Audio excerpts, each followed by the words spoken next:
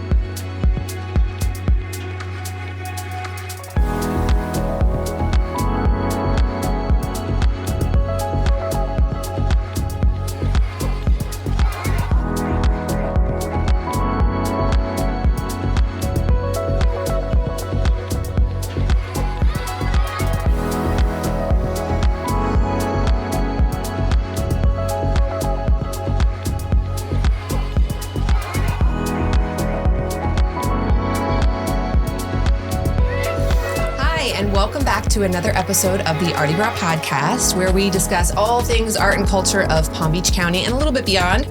I'm your host, Sarah LaPierre, and I'm here today with two wonderful guests who I'm very excited to speak with.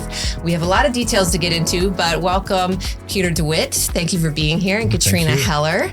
Katrina, actually both of you have been with the Jupiter Lighthouse for over a decade now. Peter, you're on the Bureau of Land Management side as the program manager, and Katrina, you have been with the nonprofit side, the Jupiter Inlet Lighthouse and Museum, for over a decade. Yes. And you're now the executive director, and you just have so much history together in this space. That's amazing. We do. Yeah. I just absolutely love our lighthouse, and it's become home. It'll be 11 years in May, which I can't believe. And yeah, it's fantastic. I love it. So let's get into a little bit of background and history, right? For both of you first, what first drew you to Jupiter? Oh, so I'd never heard of it.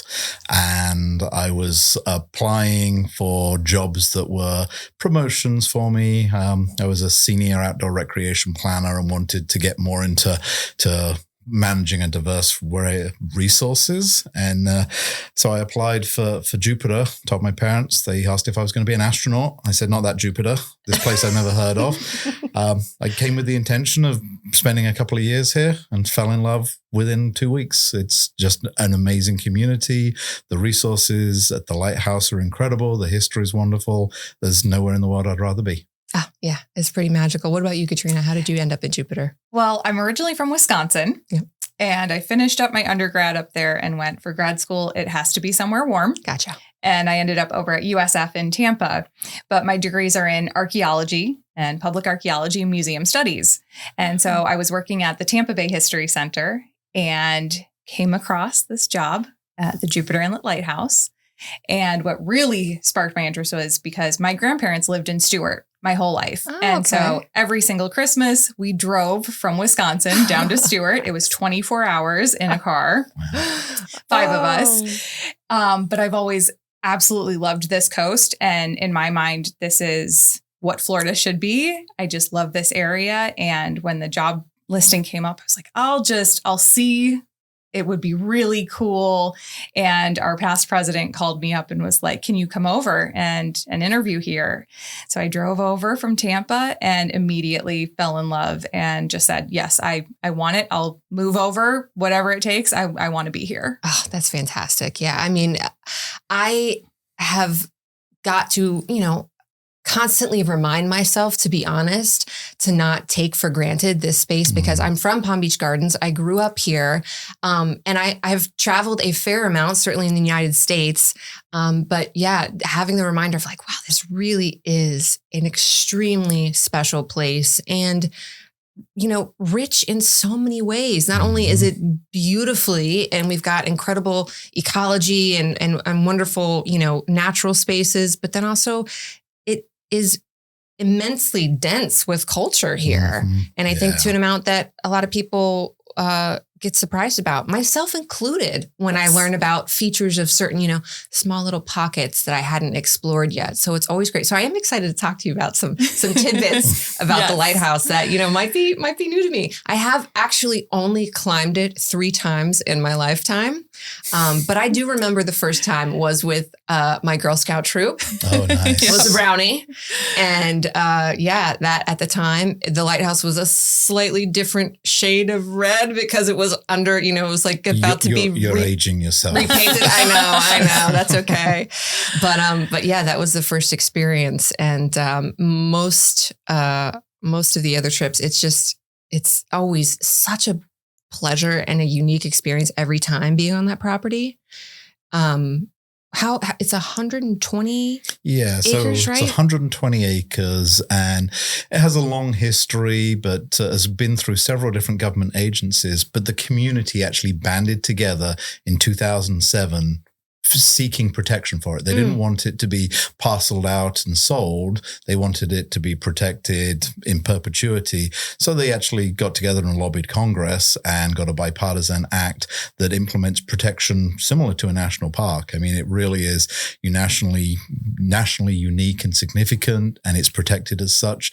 And the BLM had nothing to do with that. BLM was just given the responsibility of being the site steward, but it really stems from a place of community engagement and involvement. And that's why we have it. And we are so fortunate for that. Yeah, it's amazing. I mean, I think I saw, and I don't know if this is accurate or not, you can correct me if it's not, that this is the only land east of the Mississippi that has that designation?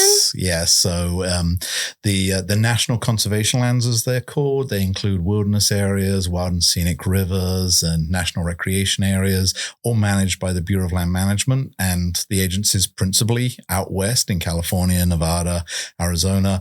And we just happen to have one here in Florida. It's pretty rare to find BLM-administered public land east of the Mississippi. And then you've got right here on the coast, just this wonderful little gem of public land for people to use and appreciate. Yeah. And I feel like there's more and more ways that I keep learning about that you can use and appreciate that property. And I think that's part of your mission, right? Yes. And something we're going to talk about today definitely is how you're trying to expand and really welcome more people and get them curious about what you can actually do and see, and how you can be a part of using the space that's there for them, right? Yeah, Definitely. For us at the agency, it really is about making memories on site that instills a stewardship ethic. People get ownership when they have those memories. So someone that's been brought to the lighthouse with their 4th grade class or their Girl Scout troop, they have this fond memory. It brings a connection. And then when things come to challenge us, the lighthouse needs repainting, it's far easier to get support because people have those personal connections. Yeah, they have the connections. Okay, well, you just brought it up. So give me a memory, a standout memory. I mean, I'm sure there's many for both of you over the years, but try and narrow it down to one. Yeah.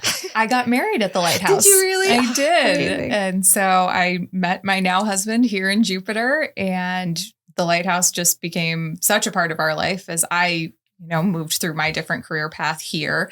And so in April of 2022, actually on Earth Day, April 22nd, 22, we got married under the big ficus tree, and all of our friends and family and all of the lighthouse volunteers were at our ceremony. And it was just amazing. That's so special. Yeah. That's really cool. Yeah. I did not get married at the lighthouse. It's so difficult. I've got very fond memories of all of the partners we work with and the interns we've had come through. The most emotional memory for me, though, we were doing a veterans fishing program, and they brought inpatients from the VA out, and these are service members, veterans that had lost limbs and had mobility issues, and we were talking to this guy, and he was like, he really appreciated that we had this program and he could come to such a beautiful space and not just stare at kind of the 4 walls at the VA hospital. And that partnership with the VA has been going on for like nearly 12 years now through another partner, and it brought me to tears. This is meaningfully enriching someone's life who has already given so much. Definitely. Yeah, it's a part of... In fact, I just got to chill. I know. I'm trying to be like, okay, don't start crying now. It's way too early for that. Yeah. But that the VA is a part, obviously, of healing veterans is their goal, right? But then that you can contribute to that in such a meaningful way because, natural spaces are a huge part of that. Yeah, it's so therapeutic. Absolutely. Right? And that's something that's been able to continue for so long is incredible. Yeah. And of course, without like monopolizing, the funniest memory I think I had is a paranormal society that shall remain nameless for their protection swore that there was paranormal activity because it's an old building and old site and things. And, they pestered and pestered and pestered. And eventually we said, okay, you can come and, do a paranormal investigation. And they arrived at 9:00 at night and they hung out till midnight. And right about midnight, they said, this has been the quietest night ever. And they left disappointed. And, I've never really felt anything other than warmth from the site. Yeah. Okay. So it's friendly ghosts. It's fine. Yeah. We leave the ghost tours to St. Augustine Lighthouse. Yes, for sure. Nice. Okay. I love that. That's great. Oh man. The fact that they were like, all right, I guess we're all kind of getting tired. Yeah. Like nobody's showing up. All right, it's fine. We'll go. That's fantastic. You both have been there such a long time. I wanted to ask you, Katrina, like, is there a moment? I know you said early on, you're like, okay, this is where I want to be. Was there a moment where you realized like how much history, responsibility, possibility was all condensed in this place? Right from the get-go. Yeah. And so having an archaeology background, being on a site that has over 8,000 years of history in its ground was mind-blowing to me. And for so many people that visit, because they don't think of Florida being that old. You think of American history and New England being old and having the history. They don't think of Florida that way. And so it's very fun to get to tell kids, especially like on their 4th grade field trip at the lighthouse, how much history we have and how varied that history is. Yeah. Yeah. And see like the little light bulbs and all those curiosities get sparked. And what are the tours now that are available? Like when the schools come through, when different groups come through, how much is going on tour wise there? So many things happening. Yeah. There's something different every single day. So we're open to the public Tuesday through Sunday, 10 to 4. If you want to just come over, climb the lighthouse, take a picture of it, experience the grounds, hang out under the tree. But then we have almost daily field trips with the different 4th grade groups, the different scout groups. We have daily guided history tours at noon and 2:00. At 1:00, we do a specialized tour. So some days we have our military history tour. Some days it's our plants tour that goes through the different plants of the outstanding natural area. We do a weekly sunset tour, which is gorgeous, that you get to walk up after hours and watch the sunset over Jupiter from the top of the lighthouse.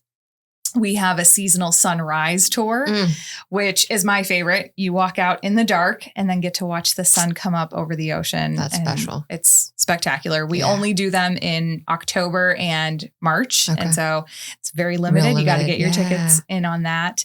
But then we also have other programs going on constantly. So we've got a Monday night yoga class, a Friday morning Pilates class. So we have our wellness at the light. And then we have all these great big events coming up, which we'll talk about as well. But so there's something every single day that if you're looking for something to do, if you have family in town, to just come over to the lighthouse, get to experience a little bit of history, a little bit of nature. Yeah. And then there's also the, what do you call that? The actual museum, gallery, boutique. What's the store called? Yes. So we have our museum and our gift shop that's in the World War II Naval Married Men's Barracks. And so our little gift shop is fantastic, little local treasures. And then our museum is 7 rooms about the history of the area, from very early Native Americans through the life-saving station, what World War II on site looked like. And so you can spend, I think, 2 hours easily at the site going through the museum, the other outdoor exhibits like our pioneer home, our lighthouse keeper's workshop, and then of course climbing the lighthouse. Yeah. And if you're a bird watcher like me, you can just spend those whole 2 hours outside looking and listening to what's hopping around in all the plants out and there. Walking the nature paths and standing on the pier and looking this time of year for manatees. Oh yeah. That's the best. The kids are loving that right now. Of course, we are an eBird hotspot as well. If you report your findings, I think there is 164 recorded species occurring on That's site. Amazing. 164. There there is a program that I have recently become a part of that happens on the property through another small local nonprofit, Wild Blue Sea. And being able to come there and be there in the evening, again, after, main gates closed, and host these kind of meditative workshops. I do a watercolor, even though that's not my technique, but I do love it. And it's very relaxing, kind of soothing and gentle. But being there in the evening at that time of day is not something that I had ever experienced before. So even just, seeing and hearing the wildlife that's around then, and it's a whole different environment. It's awesome. It's a great, and I mean, that tree is so gorgeous. So it's a really cool space to be in anytime that I've ever been there. Okay. Speaking of the grounds and the space, Peter, I would love a description of program manager. Working with Bureau of Land Management, it's a big space. A ton goes on there. Obviously, you work in collaboration.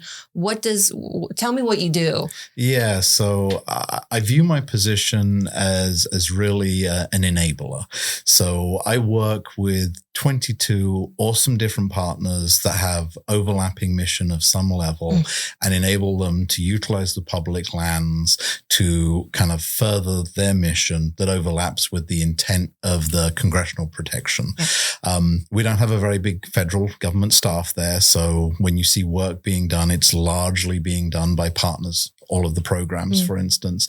There are some things that are just too big for partners. And so that's when the government steps in. And so I also manage very large contracts like stabilization of the shoreline or some of the bigger contracts, kind of remodeling buildings and protecting the lighthouse. So the day-to-day activities can range from fixing plumbing to digging holes and planting trees to writing budget justifications. It's very varied. And I love that about it. Something different every day. Yeah, I mean, it's a lot of hats, but it sounds like it's just one hat, but it does a lot of different things. Okay, nice. And I heard that there's also, that's a creative role to be in, but that's another thing that you enjoy yourself. You have your own creative practice outside of this. Yeah. So the pandemic rolled around and we were all kind of shut in for a while. And my son was home from school, and we quickly realized the amount of lesson prep only actually fills about 10 minutes if you don't have disturbance from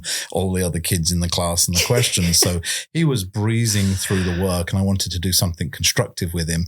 So I'm like, well, at least watch documentaries or something like that. And he wanted to build weapons in the garage using stuff in Forge and Fire or stuff like that. And eventually we found the Great British Throwdown. Love it. And he said, I want to try that. And so in the middle of the pandemic with masks and everything, we found a place here in Palm Beach that would give us a try at night. And my son was just instantly naturally talented. He made a cup, a mug right from the first time. Yeah. I made a lump of clay that resembled an ashtray. And I was like, I am not going to have, and my son was 10 at this, I'm not going to have him be better than me just yet. So I decided I would find somewhere and get a little direction. And I took 6 weeks of lessons, some distance away from where I live. And the studio felt terrible for me for all the driving distance. So they're like, why don't, we're accessing this kiln, this wheel. Why don't you take that? And, then you don't have to drive up here 3 times a week. Oh, how wonderful. So I said, thank you very much. And shout out to Indian River Clay and Vero Beach for that. Yeah. And since then, I find it therapeutic. It occupies the hands. It's very tactile and creating something is, just a wonderful way of relaxing and, unwinding, forgetting the stresses of the day. And then I was amazed that I could actually start to create things that were usable, plates and mugs, and then things that were beautiful, like weird abstract teapots that couldn't pour a cup, but just really unique. So, and my wife had also done some ceramics when she was in college. And so we found it as a way to spend more quality time together. Absolutely. So we just kind of bred it, and suddenly our cupboards were full of pottery, and we're like, what do we now do? With now everybody's getting these for the holidays. Yeah. So everybody got 3 or 4 mugs and someone said, well, why don't you just put them out and try and give them away, sell them. And so we did. So we're not serious sellers, but we do love creating. And in order to create, you've got to buy materials. So if and then eventually, if you keep creating, you run out of cupboard space and you run out of garage space. And it's a familiar story. But it's the time with my family and the creativity, and then really that kind of tactile therapeutic thing. And I would say to anybody out there, if you've never tried ceramics, find a place, do it, play in the slip and get muddy and just kind of realize how much fun that is. I agree. It's have you ever played with clay at all, Katrina? I think not since high school. Okay. Maybe it's time again. There's going to be some opportunities coming up that I know of. But yeah, it's obviously not what I do professionally, nor will it ever be. And I love that about it. But it is the tactile, get your hands dirty, make something. I love the cross of functional art. It can lean fine art, it can lean functional, it can lean all these different directions. And it's such my absolute favorite thing is taking a pot, burnishing it to shine, and then letting nature run its course, putting it in a pit fire. And so I've only ever done pit fires at the Outstanding Natural Area using local materials. Cool. So I've used seaweed collected off the shore there. I've used leaves to wrap it, and then seeing how nature decorates. Because I hate picking glaze. Glaze is the worst part. I will let my wife pick all the glaze for everything, but getting nature to choose how to decorate something, it's like one of those surprises. You open the pit fire and then you get and you're like, wow, that came out so beautiful. Look what happened here. And so that's an incredible part of it. Okay, that really you're sparking an idea for next time I mess with clay again. I'm not touching a glaze. I'm going to find a way to have that happen. Bring it over. We'll do raku. Okay. Yeah. I've seen so many videos. I love that process, but it's just like a different surprise every time. And it's a collaboration that you get with to Mother Nature. Release control of into nature. Yeah. It's really cool. What could be better than that? And I've heard you've sold some out of the gift shop too. Yeah, we've had a few sales. I'm going to have to keep my eye out. I'm going to have to keep my eye out next time a collection releases. You're going to have to let me know. Because I do think there's also something that I love about, I was just thinking this the other day. I'm both a big tea and coffee drinker. And I was actually organizing my life. I was cleaning out my kitchen cupboards, and I was like, okay, well, there's a lot of mugs going on here. And one of them is just like a white, I don't know, came in a set of however many when I was 20 and needed dishes from Macy's or something like that. And I'm like, okay, does this make me happy to hold this mug? That's just literally nothing on it other than just white clear glaze. And then I grab my Avenue Pottery mug that, has been built by my friend and has an earthy feeling to it. And it's so much better. And it makes those I drink tea and coffee every single day. Why would I not want to have something that has a connection to a local artist, to a friend, to, a process that was built in nature as well? I mean, it's such a beautiful art form to connect with literally every day. And the fact we've all got different sized hands. The amount of people that come to the booth when we have it set up and they try 4 or 5 different mugs and they find one that fits their fingers. It's the right weight for them. That enhances the coffee and tea experience. Definitely. Yes. Yeah. My friend just told me recently that I think it was maybe it was the Chinese sculpture that don't have handles on there because the tea is meant to be prepared and you are meant to drink it when it's at the perfect temperature so you can hold the vessel without, burning yourself. Patience. Okay. That's a thing, right? All right. Well, I love that you have that creative practice. I think it's so vital and important. You both got to do a little bit earlier though on the canvas that we have here. So I'm glad to see we have some new contributions. We have the literal lighthouse on there, which is great. And then a beautiful palm tree across from it. So while we're on the subject of art, let's get to a big thing that I wanted to talk to you both about today, right? The new art festival that is happening. This is super exciting. It's something different. And I know it's been, I think, an idea in the works for much longer than, just this past season, but is the River to Reef Arts Festival.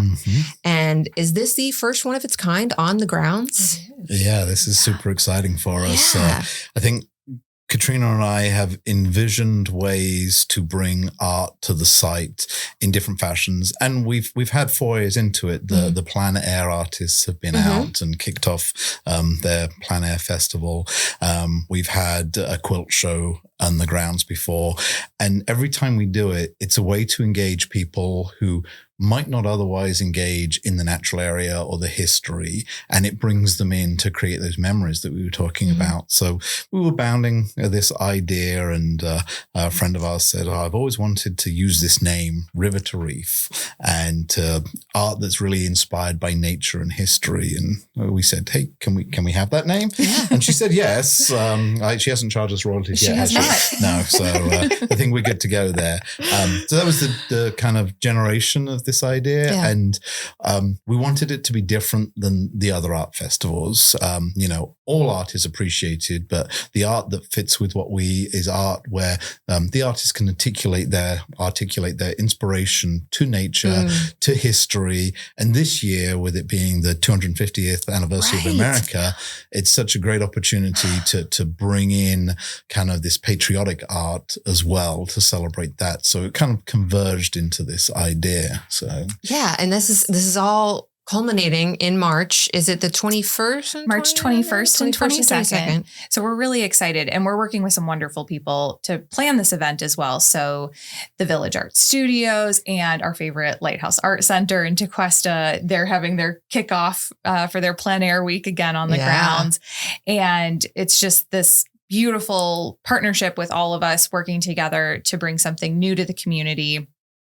And just something fun. We're going to have food trucks. We're going to have some live music, and for everyone just to come and get to see some wonderful local artists throughout the grounds. Yeah. The collaboration, like you said, Village Art Studios, the Lighthouse Art Center, and then you guys, this is exactly what I think of when I think of a community who loves artists and is looking for fresh ways to be supportive to them and to introduce the, broader area to say, hey, you've got all this great creativity here. We're going to showcase it for you. We're going to, set the stage and let these people shine. Lighthouse pun intended. I was going to say, I think this might be, and we might have to call the Guinness Book of Records to check the largest number of lighthouse images and lighthouse inspired artwork ever gathered in a single space, based on what we're seeing with the artists that have already reached out and said, hey, we want to participate. I'm getting a lot of lighthouse themes shining It's going to be through. a lot of love. Yep, for sure. As there should be. There should be. So anybody looking for lighthouse images for their house and hang on their walls? This is the event. Yes. Yeah. And like we were talking earlier off camera, a lot of people who have had their wedding ceremonies there, said their vows there. It's a really special way to, have that in your home as a piece of art. So I'm excited to see what all comes to this. We did a walk of the grounds to kind of see what the layout was going to be like. And I just think it's such a beautiful area for this. I know that there's going to be demonstrations, right? I'll be a part of that. Yes, you will. Which I'm going to be leading again, kind of that watercolor meditative flow that's going to be open to people. So I think that's going to be a fun, kind of different way again for people to experience the environment. Yeah. And then you have a resident artist, right? Artist in residence. So we do an annual residency for an artist. Over the years, we've had videographers and textile artists, painters and photographers. We had a mixed media artist this last year, and she's coming back to talk about artist in residency and the kind of experience she's had, having done over 30 of them herself. She's done a ton of, I know. I really don't want to miss her talk, by the way. Like, I want to check that out for sure. Heather Heckle, and she's kind of a amazing artist, just views structures in a different way than I've ever kind of envisioned them before. And so that would be cool. There's also going to be a workshop on iPhoneography, or taking pictures with your cell phone, essentially. So, encourage people who want some tips and tricks on that to come by. And I think we've got some other folks coming in to demonstrate some ceramics. Yeah. And I know Julie from Village Artists, she's doing a mural, right? Yes, I think. she is. Yeah. And I love watching her paint. Everything, I feel like she does these just big, gorgeous, like relaxing, just wonderful Florida feel to her scenes. And she's a character. I love her anyway. Yeah. So yeah, it's a really great lineup. I know you're going to have live music there. How many artists do we know are going to be featured or showcased there? We're hoping for about 70. Okay. So we've already had over 70 apply. So now we're kind of narrowing Going it through that down process, a little bit. And then as soon as we say, okay, we don't have too many lighthouse artists, we're inviting them all to do the full registration. And so I think we'll be able to fit between 50 and 70 artists throughout the grounds. Awesome. Yeah. I think one of the things that's going to set us apart from the other wonderful art festivals here is, so this is free for people to come to. Advance ticket is required. So get to the website and really get those tickets. Timed entry, so the grounds don't become too crowded. See, I like this at any idea. time. I think it's great. We don't have like endless rows of artists to go up and down. It's more a meandering stroll through the grounds to see the artists and then participate in these other activities. Come spend the afternoon, spend the morning and relax in a beautiful space, being inspired and, take something home that's going to help you remember why you love living here on a daily basis in such a beautiful part of the world. And the relaxing part of it, I like the idea of this size of an event too, because I do think, as much as I love obviously a big festival, I do Mardi Gras every year. It's like my favorite show, and even the bigger ones that get bigger than that, but there is like a pressure of like, I've got to see everything and I've got to make sure that I hit all the rows. And that's phenomenal because you get so much exposure to, artists, national, international, that you might not otherwise get to see, but there is a niceness to having a space for South Florida. Is that correct? Yeah. South Florida kind of based artists definitely. And or people who are, specifically aligning their creative practice with something that's inspired by nature. But having a little bit more of a narrowed selection there, I think of, I'm going to get time. Like I get to spend a little bit more time talking with somebody who, made something that I'm interested in, or, I don't have to like run up and down the rows and like feel like I see everything. There's just a little bit more openness there, a little bit more easy flow to that. It's going to be a different vibe. And, I think in life we need both the large festival to embrace the rush to see everything, and we need the smaller one to meander around. And maybe it's not a whole day commitment. You can, be like, hey, let's go good morning, and then good go afternoon. have lunch somewhere. Mm-hmm. Yeah, it's perfect. Completely. And I want to shout out something else that you guys are doing differently that I appreciate as an artist, and I think a lot of other creatives would as well. I know they will.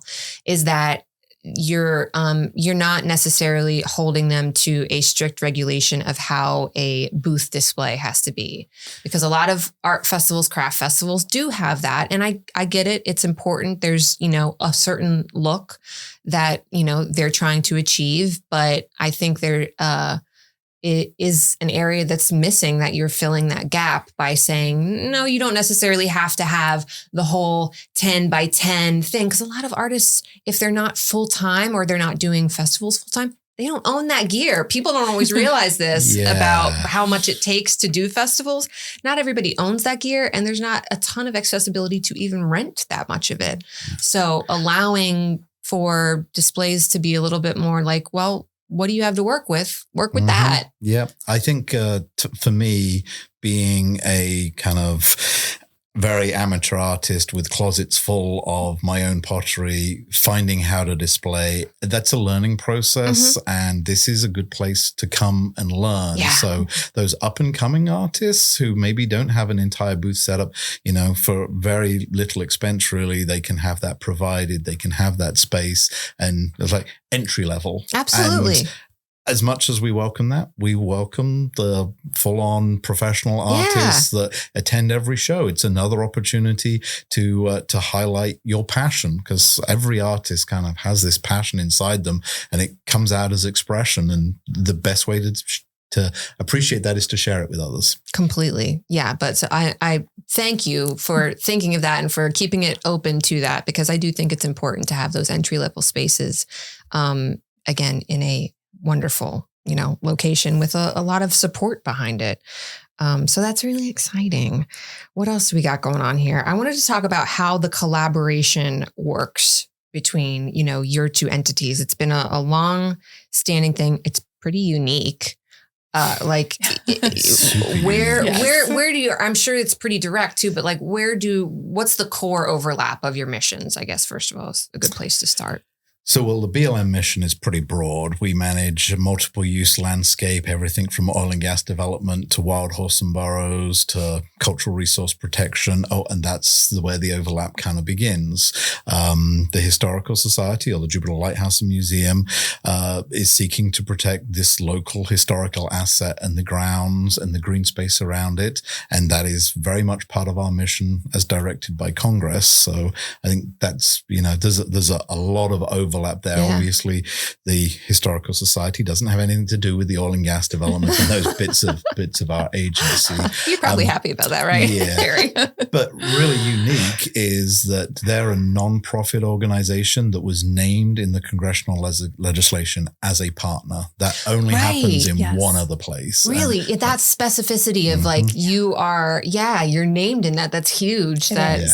So super unique and super beneficial. I mean, the amount of work that gets done for the community, from the fourth grade tours to, can't afford to patch a hole in the roof of the lighthouse, or we don't have the budget for that a nonprofit partner can step in and fill that role. It's amazing. And, the investments that the government makes in the site are generally returned tenfold every year by that, which is huge. Yeah, that's super powerful. You want to mention some of the other, events or anything that are a part of that support system, like some of your key events? Our biggest event each year is called Rendezvous at the Light, and it's every year in November. And that's our one true fundraising event. Most of the events that we put on are community-based, and Rendezvous is the only fundraiser. So there's a higher ticket price, but it's really become almost a taste of Jupiter, where we have anywhere from 15 to 25 local restaurants, all providing appetizers and light bites and desserts and live music and a great silent auction. And it's just become our version of a gala, but centered at home at the lighthouse, outside, under the beam, under the stars. And it's just so special. And it's one of my favorite events of the year. And so that'll be on November 14th this coming year. But then we also have our amazing annual community events. We just had last weekend our Jupiter History Festival, celebrating Jupiter's place in America's 250th. Unfortunately, we had a little weather last weekend. True. But that was still fantastic. We had some amazing partners and reenactors and other historical societies and authors all come out to celebrate our history. And then in March, we are having a candlelight concert. I heard about this. Tree. I think this is going to be amazing. It's going to be so cool. I know that people are going to be asking you immediately, okay, when's the next one? Yes. Yeah. And so we'll look at expanding that offering for next year.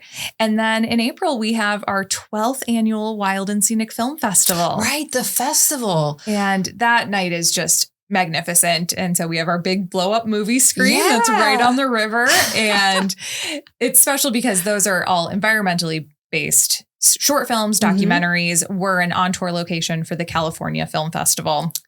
And I know this year we have actually one particular film that we will have that's featured here in Palm Beach County. Is it? Okay. Does Benji have something to do with this? Benji does have something to do with this. He does. But we're really excited to have this for the 12th year. And so everyone just brings a lawn chair and comes, sets up, and gets to talk to all of our partner organizations as well. So everyone in the environmental sphere that can tell about their mission and what they're doing, and then watch some really fantastic and moving films. Oh, that's going to be added to my calendar this year. April 11th. Yeah, I'm going to make sure I'm around for that one because that sounds amazing. So yeah, that's already so many things packed into a season. You're definitely not a busy person at all. Right? No. Well, you brought up the history, and that's something that I wanted to touch on more for listeners who may not realize, probably myself included. The site holds, like you said, centuries, thousands of years of human and natural history. What is one of those, pick one or two little points, details, tidbits that might surprise people or that like when they first, read that plaque or hear it on a tour that kind of, yes. Like what? I think catches them just the number most? 8,000. 8,000 years of history here, 8,000 years of people living here, which I like to say it's because Jupiter was always the perfect place to live. Nobody, you didn't want to live anywhere else. You're wrong. Yeah. But the fact that we have the oldest home in Jupiter on our location, it's not in its original location. We picked it up on a flatbed truck and moved it on site for its preservation. But the house was built in 1892 and is now a museum exhibit, and you can walk through it and it's still fully decorated as if it were the late 1800s, early 1900s. And I think people getting to walk through that and see what life was like over 100 years ago back here in Jupiter, without air conditioning, without a refrigerator, and how life was like and how you dealt with the heat and the mosquitoes. Yeah. And then all of our Native American history that we have as well, and how those people really utilized the rivers and the natural landscape. And so people are just always so surprised with how much we have right here underneath our feet. Yeah, it makes sense. There is just that immense richness that we talked about there. Okay, so I've still got more questions. We're going to take a teeny little brief break. We are going to hear a word from our sponsor, the Cultural Council for Palm Beach County. So listen to this message from them, and then we will be right back. Those dinner reservations and tea times will have to wait, because there's an art-filled paradise beyond these beaches. A mecca of masterpieces, spectacular sights by day and night. A cultural capital that's calling your name.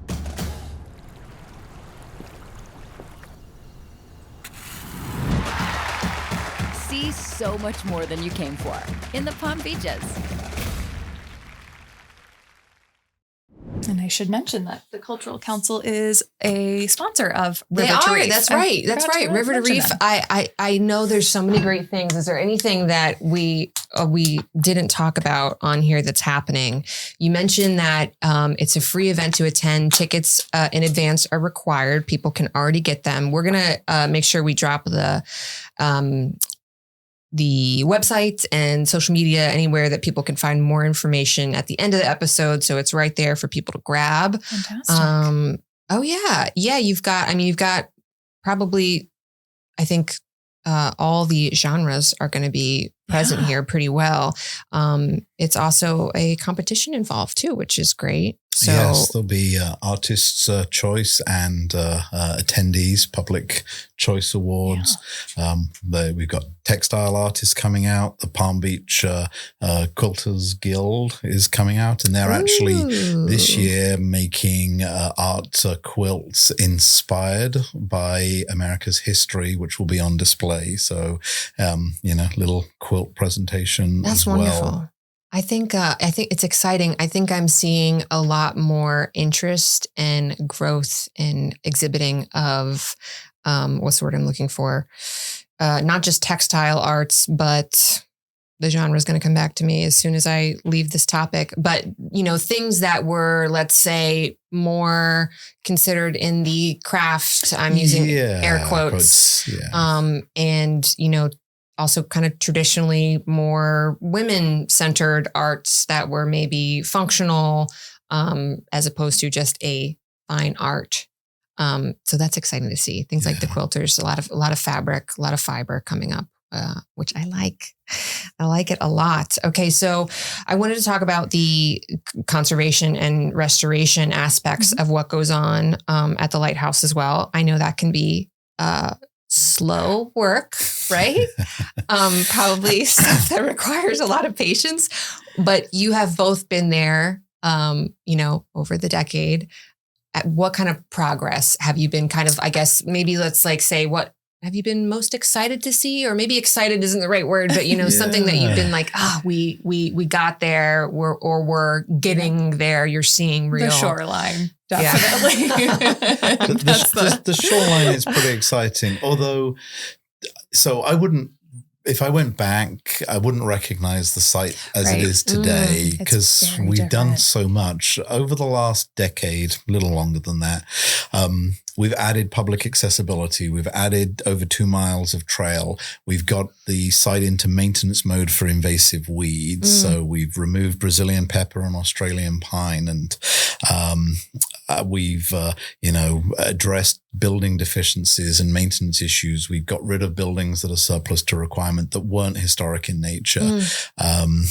We've increased the style and the visitation experience, going from only open on a Sunday to open all week essentially, and only open to chaperone tours, to come in and explore at your own pace or join a tour. So all of those enhancements have very much changed, and I think you can't separate conservation of the history or the environment without talking about recreation, because the reason we protect these places is so they can be enjoyed. That's critical for me. My background as a recreation planner is a beautiful space is beautiful when it's appreciated by us, and it's easier to protect those spaces for the plants, for the animals, if people understand that they're coming to a beautiful place that supports those things to see it. So it kind of goes hand in hand. The shoreline, as Katrina mentioned, it's pretty exciting. It's a massive project. Construction alone is costing about $14 million.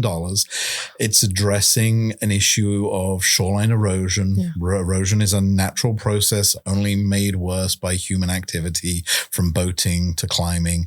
The erosional rates were about 7 foot per year over the last decade, which is huge. That's an average across the shoreline. So some areas didn't erode, and people will say, well, it's because you removed the Australian pines.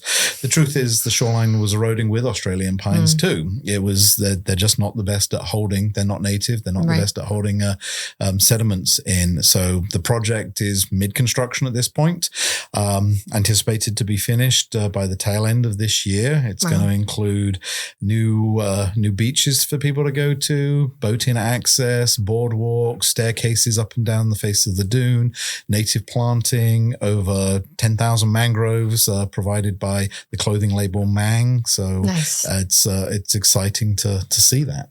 Yeah, and we have so many new exhibits planned too. We have all new interpretive signage for throughout the site that's going to be happening over the next year. We have a new museum exhibit planned for our radio beacon building that talks about the early radio that was on the site. And even the Keeper's Workshop exhibit was new since we both got there. I think we installed it in 2018, 2019, all about our lighthouse keepers and how the lighthouse was built and functions. Wow. Yeah. That's so much growth to be excited about and proud of. And knowing that there's more accessibility, more hours, more everything that people can be a part of that space and find value and meaning and memories there is wonderful. That's what it's about, right? Katrina, I wanted to ask, what's a small moment, something I guess you've seen or overheard that still gives you that this is why we do this. Every day there's something. If you were walking on the grounds, there's something every day. Today I did a couple of walkthroughs for prospective wedding couples, and just having the couple see the tree for the first time and be like, this is where we're getting married, and have the two of them have a special little moment together and be like, we're going to get married here, and be really excited about it.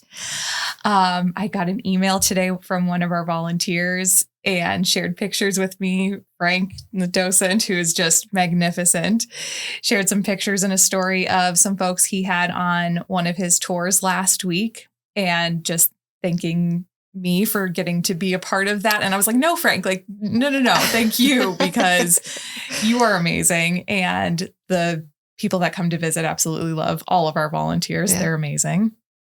And then at the same time, we also had, I think, 40 little fourth graders running around today and, oh, that's a pineapple plant. Cool. And running out on the pier to see if there's manatees. Oh. And it's just every single day, there's at least one thing very special that has to remind you, like, yep, I'm going to get away from my computer screen and from, writing a grant or doing a budget or whatever it is. Yeah. Go step outside and just see, this is why we're still here. Yeah, I don't know, guys. Sounds like a pretty good work environment to me. I think it's why we've been there for over 10 years each. Best office in government. Yeah. Don't tell anybody. Has to be. Worst office in government. All right, Nobody we're wants not going to it even publish this episode. Yeah. Don't worry about it. I love that so much. Well, I think we got through most of my questions, although I could always ask more. I'm excited that River to Reef is coming up. It's going to be a great opportunity for local artisans and for people to connect with them. In a really fresh way. So that's incredibly exciting. I guess, is there anything else that we needed to talk about River to Reef that you wanted to mention? We got the demos, we got the artists in there. You're going to have food trucks. There's going to be live music. I think it's a great array of things where we're going to shout out where people can find tickets. Last two questions, okay? And then I'll release you, I promise. Mm-hmm. This one I ask everybody who comes on here, and you can't say the lighthouse because we've shouted it out all day already. But what is one place, or could be an experience, could be a piece of public art, could be another museum, something related to arts and culture that if you have people visiting or somebody moving to the area, or just like a native who maybe doesn't know about it, that you are like, you cannot miss this. You have to experience this. You have to check it out at least once. If you can both come up with a thing. There's so many places. I know. Narrowing it down to one is difficult, right? Three.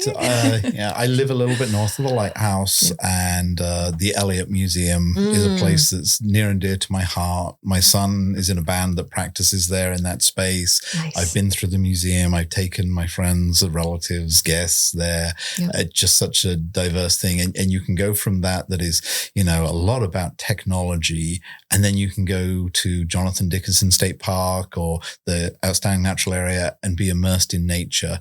And that's everything. I mean, people think of Florida as either alligators in swamp or big mice in Disney.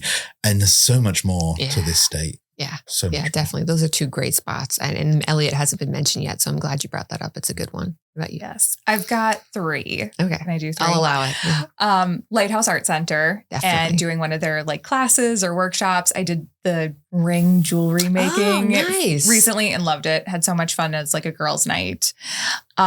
Love Loggerhead Marine Life Center. We love to send people from the lighthouse down there as their like next stop on tour. And then I love Bush Wildlife and their new facility. And I was just at their Wine in the Wild event a couple weekends ago, and they did such a great job and what they do for conservation and just protecting the animals. Yeah. I love. They're awesome. It's nice to go visit. I do some sketching out there sometimes.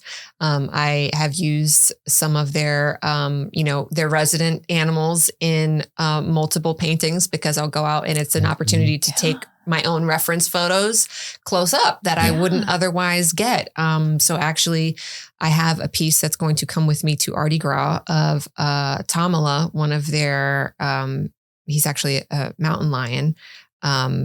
He painted it with me because I don't know if you know, that's an experience you can do out there. You can paint with some of the animals. Right. Yeah, it was really fun. So they are on my list to do. That's with a mountain lion. Yeah, you should. You can also paint with an otter. I want the otter. Yeah. I picture you painting with a shark. Watercolor, of course. Watercolor, naturally. Yeah. Maybe a sea turtle. All right, guys. Well, last question is when you hear that people want to get involved with something at the lighthouse, right? Whether that's creatively, environmentally, culturally, historically, where is like a starting point? Where's an entry point? How does somebody get involved a little bit more? Where would you first like guide them? So I would say if they're looking to get involved in the environmental aspects, check out the BLM website dedicated to the lighthouse. We've got a local Facebook page that kind of promotes some of our planting events, and we've got a lot of planting events coming up. Cool. Get engaged with our partners is really the biggest thing, from the folks at Mang, through Palm Beach County, through the museum, through we've got Fishing Communities, which is a veterans organization. Reach out to them and they will bring you to the events and incorporate you kind of into their mission. Yeah. That happens at the lighthouse. So you can directly volunteer for the government, but these other entities are, great gateways to come into. Nice. Yeah, that's a great answer. Yes. And if you want to get involved and volunteer at the lighthouse, we would love it. We have over 100 volunteers. Wow. And that's, from standing at the top of the lighthouse to helping run the gift shop and all of our big events, everything in between. And so they're really what makes us able to stay open as often as we are and do all of the different programs that we can do. Our website has most of the information, jupiterlighthouse.org. We have a calendar of events page. You can buy pre-sale tickets for most of our events or just find out what's happening next. Our social media usually has everything that's going on as well. And we have a great e-newsletter that goes out once a month. And if you want to become a member, and your membership gets you free access every time we're open, and just to be able to come and walk around and climb as many times as you'd like. And we have a great member newsletter that gives even more information and some fun facts and details and fun member exclusives as well. Cool. Well, excellent ways to connect. I love it. There's so many opportunities there. Thank you both for sharing them all with me and with us today. I appreciate it. It's just going to, spark more ideas. I'm going to do some, what is it called? Raku. I'm going to do some, I'm going to figure out a way to do that. And I'm got to come to this film festival for sure. But of course, before that, I will be seeing you at River to Reef. Definitely. You already mentioned the website, but give it to us one more time. Where can people find the details? JupiterLighthouse.org. Great. And social media is the same? Jupiter Lighthouse. Jupiter Lighthouse. Easy. I love it. Fantastic. Yeah. Thank you again. I appreciate your time and sharing all the tidbits with us. And of course, thank you to our listeners, our viewers. We always love to hear from you. So if you have any comments or questions, please feel free to leave them for us. Otherwise, I will see you on the next episode of the Artie Girl podcast. And thank you to our sponsor, the Cultural Council for Palm Beach County. See you next time. Recording for a second. Is the red light still on? In one day. How many times have you climbed the lighthouse in one day? My record's 18. I'm not that. We were making the tour for people who couldn't climb, the VR tour. That's right. So I had to climb up and move the camera one step at a time, all the way down, 3 steps at a time, all the way down. So I was up and down, up and down. I couldn't walk for 2 weeks after. Oh, yeah, no. God. I think that's like calves of steel level. Yeah, not anymore, but no, I think I've done 3 or 4 times a day, but I've also done it in heels. I've never done it which in I heels. don't recommend. Yeah. And have to run up in heels if we had a medical emergency. I remember at one point, and everything was fine. Yeah. But yeah, I think I ran up it in heels. And so you've only been I'm not going to try and break that record, just so you know. I'm not coming after either of those numbers anytime soon. But I'm happy to know them. That's dedication. Yeah. I love it. All right. That was a good tidbit to add. Thank you. It's for the outtake. You just wanted to flex. You know, you were like, I need to get this number. Somebody needs to know. 18? Yeah, you didn't even know 18? No. Yeah. And I also, honestly, I didn't know there's a VR tour available. That's super cool too. When did that get made? I think it was 2017, 18. How was that? It won a national award. How is that accessible? Where so it is on a website, and for the life of me, I can't remember the address right now, but I can get you the link, and then it's on a VR headset at site. So if people can't climb or don't want to climb, and they want to put the headset on and maneuver around. Gotcha. Okay, so it's on site, not necessarily something that I can do at home. VR kind of. Oh, okay, cool. Yeah, we usually bring it out for Wild and Scenic and some of the other events. So yeah, usually what we sit them in a chair or Yeah. like a swivel Yes, chair Yeah. and Fun. put it on them. Could be quite disorientating when you Oh get yeah, to I've the top. done but- VR that some of them I'm like, I'm gonna fall off the ledge of this building, Yeah. even though The it's spiral there's no building stairs there. and- Yeah, yeah. Oh, so cool. Nice. All right.